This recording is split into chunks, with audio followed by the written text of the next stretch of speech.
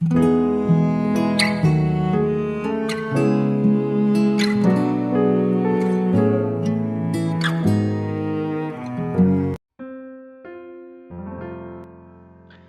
saudara yang dikasihi Tuhan Yesus.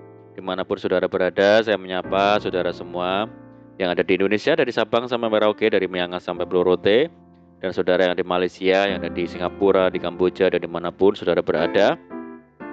Senang sekali berjumpa kembali menjumpai saudara semua. Saya percaya kita semua tetap ada di dalam kasih dan penyertaan Tuhan kita, Yesus Kristus. Haleluya. Selamat datang kembali di channel Pokok Anggur bersama saya, Yusia Krispianto. Mari saudara, sebelum kita bersama-sama merenungkan firman Tuhan, mari terlebih dahulu kita akan berdoa. Bapa di surga, Bapa yang baik, Bapa di dalam nama Tuhan Yesus, kami bersyukur buat segala kebaikan Tuhan hari ini. Terima kasih buat penyertaan Tuhan yang sempurna yang kami rasakan hari ini. Dan saatnya kami rindu Tuhan untuk merenungkan firman-Mu. Ajar kami ya Tuhan untuk mengerti dan memahami segala rencana, memahami segala kehendak Tuhan bagi kami. Mari ya Tuhan, buka rahasia firman-Mu saat ini dan terangi hati kami dengan firman-Mu. Terima kasih Tuhan, ini doa kami hanya di dalam nama Tuhan Yesus. Kami berdoa, amin. Baik saudaraku, kita akan membaca bersama di dalam Matius 26 ayat yang ke-41. Berjaga-jagalah dan berdoalah supaya kamu jangan jatuh ke dalam pencobaan. Roh memang penurut tetapi daging lemah. Saudaraku, mengapa Tuhan menasihati kita supaya selalu berjaga-jaga dan berdoa? Tentu supaya kita tidak jatuh ke dalam pencobaan. Karena tidak ada seorang pun kebal terhadap dosa. Kita harus tahu bahwa kedagingan kita itu rentan dan lemah sekali. Buktinya, banyak orang Kristen yang seringkali jatuh di dalam dosa dan kesalahan yang sama. Padahal mereka selalu berusaha menghindarinya, tetapi selalu saja tidak punya kekuatan untuk melawan. Rasul Paulus berkata, sebab bukan apa yang aku kehendaki, yaitu yang baik, yang aku perbuat, melainkan apa yang tidak aku kehendaki, yaitu yang jahat, yang aku perbuat. Kita harus mencari penyebab mengapa kita mudah sekali jatuh di dalam dosa, saudara.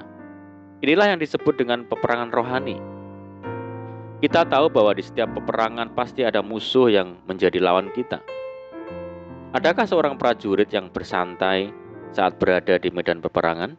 Tidak ada, saudara. Seorang prajurit yang sedang berjuang tidak memusingkan dirinya dengan soal-soal penghidupannya, supaya dengan demikian ia berkenan kepada komandannya.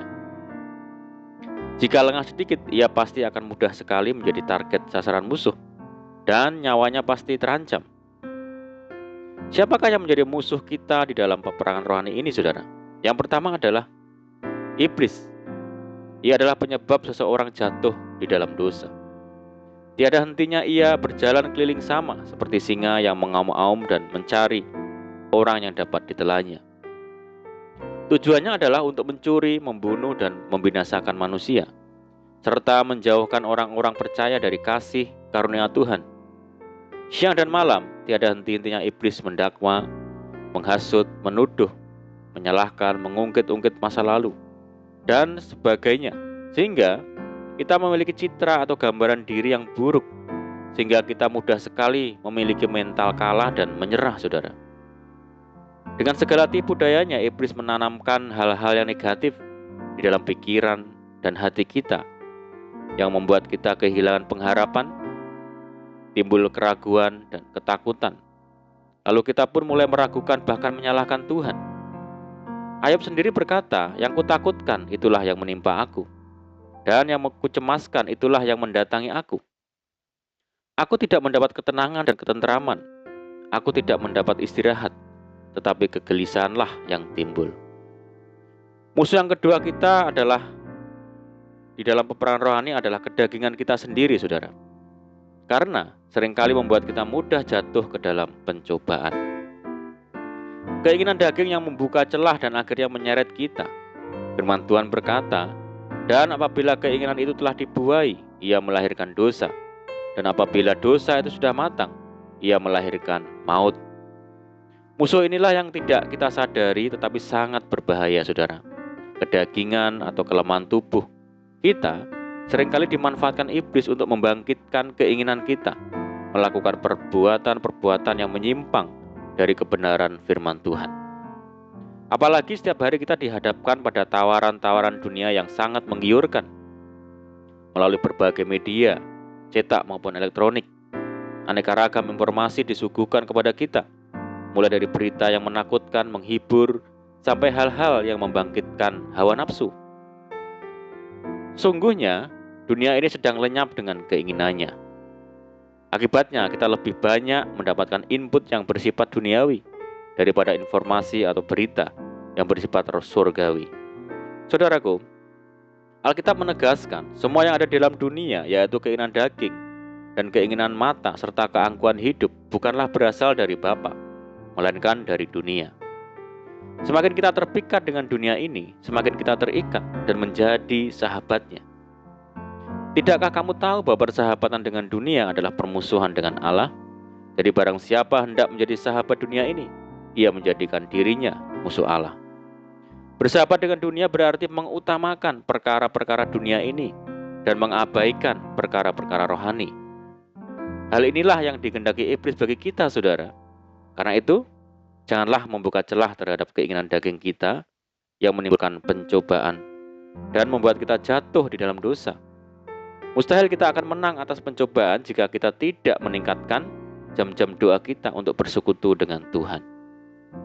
Dengan melekat kepada Tuhan setiap saat, Roh Kudus akan menolong kita dan menguatkan kita menghadapi setiap pencobaan yang ada.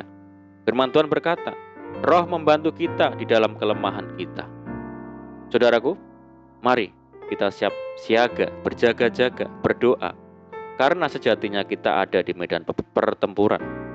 Jangan biarkan musuh mengalahkan kita, yaitu tipu daya iblis dan keinginan daging kita. Mari kita semakin melekat kepada Tuhan dengan bersekutu di dalam doa dan firman Tuhan.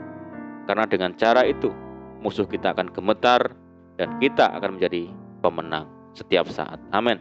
Puji Tuhan, mari kita berdoa. Bapa di surga, Bapa yang baik, Bapa di dalam nama Tuhan Yesus, terima kasih Tuhan buat firman Tuhan.